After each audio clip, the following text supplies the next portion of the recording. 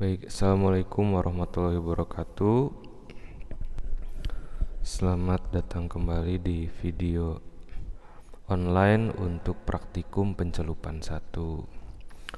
Ya, pada kali ini saya akan membahas praktikum pencelupan selulosa diwakili oleh serat kapas dengan zat warna bejana.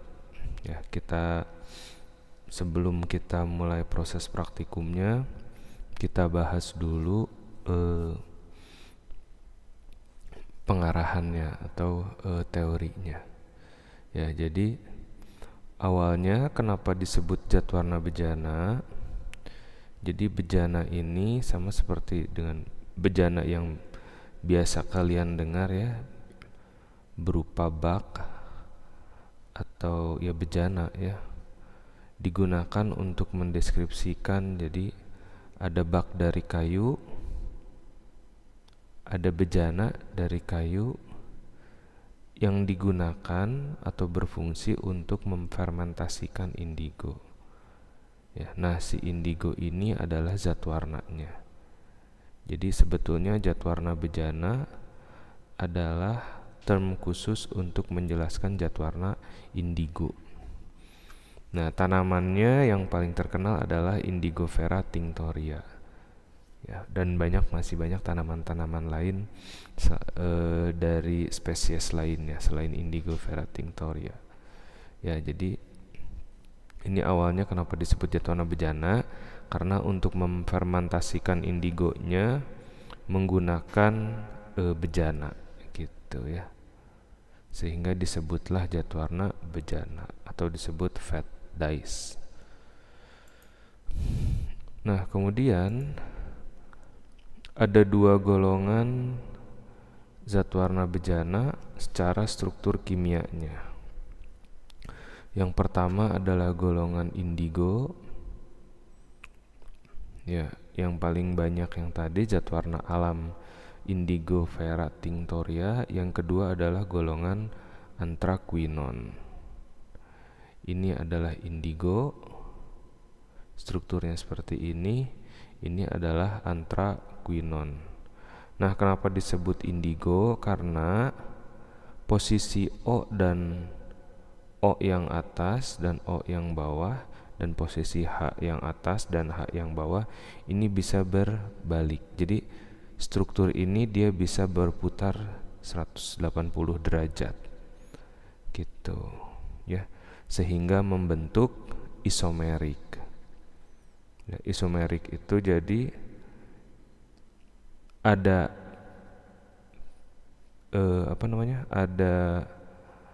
ada posisi di mana dia bisa menjadi cis indigo kalau O dengan O-nya sejajar atau sudutnya 0 derajat. Jadi kalau O ini ada di sini ya, ini berputar, strukturnya jadilah cis indigo. Kalau O-nya membalik menjadi di bawah, ini berseberangan, H-nya juga berseberangan, berarti ini disebut trans indigo gitu ya. Nah, itulah kenapa disebut zat warna indigo, karena posisinya bisa menjadi cis, bisa juga menjadi trans. Nah, sedangkan yang anthraquinon tidak bisa berubah-ubah strukturnya ya, jadi tidak bisa berputar strukturnya. Jadi sudah given seperti ini, Cl-nya tidak bisa berbalik begitu, tidak bisa. Ya, nah ini nanti di kimia organik ada penjelasan lebih dalam kenapa dia bisa berputar dari cis menjadi trans, kemudian berbalik lagi dari trans menjadi cis gitu ya. Nah, kalau kita lihat lagi zat warna bejana ini dengan terlihat seperti ini tidak memiliki gugus pelarut ya, nggak ada ya gugus pelarutnya. Nah, sehingga dalam kondisi seperti ini zat warna bejana itu sifatnya tidak larut dalam air. Nah, kemudian bagaimana zat warna yang tidak larut bisa mencelup serat yang hidrofil seperti kapas atau rayon atau sutra? Nah, maka kita perlu membuat zat warna tersebut menjadi larut gitu. Jadi harus kita rubah strukturnya dari tidak larut menjadi larut ya. Nah, sehingga ini ada beberapa zat warna di kelas-kelas tertentu dengan merek dagang tertentu. Ini bisa dijadikan selain zat warna bejana bisa dijadikan zat warna pigmen dan zat warna dispersi. Ya, jadi sifatnya bisa jadi zat warna dispersi. Nah, oke, kemudian sebelum nanti kita membahas bagaimana cara melarutkannya, ini sebagai pengetahuan saja, nanti mungkin dijelaskan lebih dalam di teori ya. Zat warna bejana ini ada golongan-golongannya dari mulai IK, IW, IN, INSP. Nah, jadi ini sebetulnya yang menggolongkan ini adalah zat warna bejana dengan merek dagang Indan Trend. Ya. Nah, tapi intinya kalt ini adalah dingin atau cold lah, bahasa Jermannya kalt. Warm ini adalah hangat, normal ini adalah yang normal, jadi harus suhunya relatif panas. Yang spesial suhunya sangat panas atau di atas 60 derajat Celcius. Gitu, ya. Nah, jadi yang di sini dan sampai sini yang ini dicelup dingin, suhu rendah, di sini celup hangat 40 sampai 50, 50 sampai 60, ini di atas 60. Gitu aja perbandingannya ya. Oke, itu sebagai pengetahuan saja. Kita lanjutkan. Nah, dari golongan zat warna bejana atau grupnya kita bisa lihat gitu. Di sini perlu pembejanaan dan juga suhu pencelupan, penambahan kaustik, penambahan hidrosulfitnya, dan sodium sulfatnya. Ya, atau natrium sulfat atau garam. Nah, kita lihat semakin besar molekulnya, penambahan kaustiknya makin banyak, hidrosulfitnya juga tentu saja makin banyak, tapi penambahan sulfatnya semakin sedikit. Sodium sulfatnya semakin sedikit. Pembejanaannya pun juga butuh suhu yang hangat. Jadi kalau molekulnya makin besar, pembejanaannya butuh suhu yang makin tinggi. Pencelupannya ini yang tadi ya sudah dijelaskan sebelumnya. Jadi ini perbandingannya. Ini adalah suhu,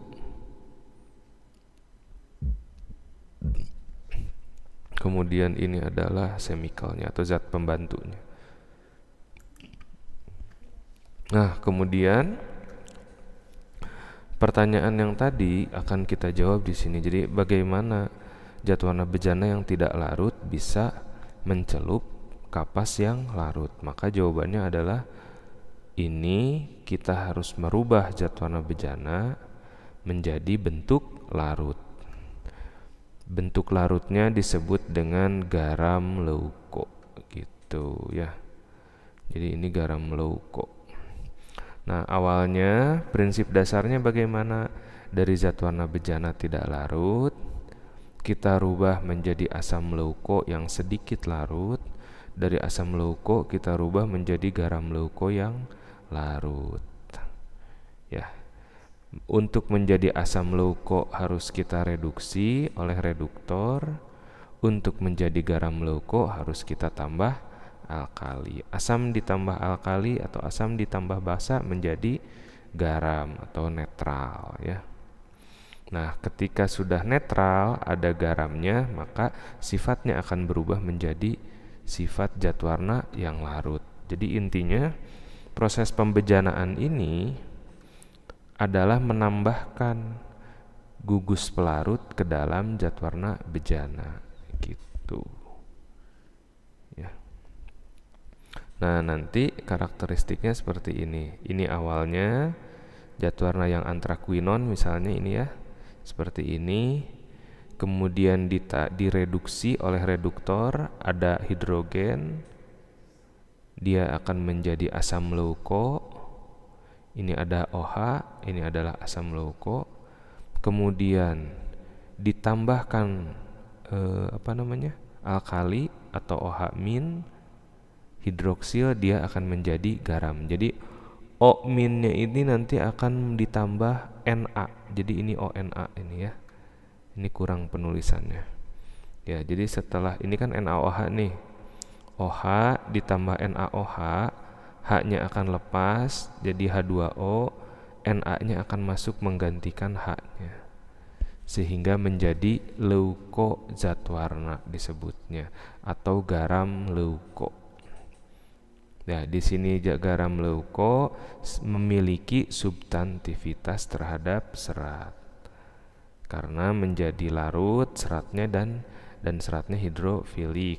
Nah, sehingga nanti bisa dilakukan pencelupan, gitu ya. Nah, nanti kalian catat ini tambahkan Na, ingat. Ini ditambahkan Na. Nah, setelah nanti menjadi leuko dilakukan pencelupan, kemudian supaya tidak luntur dikembalikan ke bentuk awalnya dengan cara dioksidasi. Nah, nanti dioksidasi Na-nya lepas lagi jadi O. Gitu. Menjadi zat warna bejana kembali. Oke. Nah, diagram alirnya ini sedikit berbeda dari pencelupan-pencelupan yang sebelumnya, jadi kalian tolong pahami. Khusus untuk zat warna bejana akan ada pembuatan leuko dulu ya, karena harus merubah zat warna dari tidak larut menjadi larut, baru dilakukan pencelupan. Setelah pencelupan harus dilakukan oksidasi untuk mengembalikan zat warna atau garam leuko menjadi zat warna bejana kembali, gitu ya. Kemudian dilakukan pencucian sabun, pembilasan dan pengeringan standar, gitu.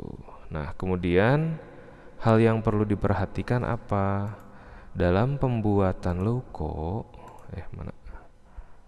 Dalam pembuatan leuko, kalian harus memperhatikan secara visual bagaimana warna zat warna bejana dalam bentuk tidak larut, kemudian nanti warnanya berubah bagaimana ketika menjadi larut, ketika menjadi garam leuko.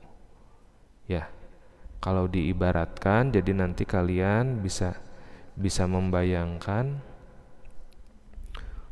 zat warna bejana dalam bentuk tidak larut, ya tidak larut, sama kayak kalian memasukkan susu bubuk ke dalam air.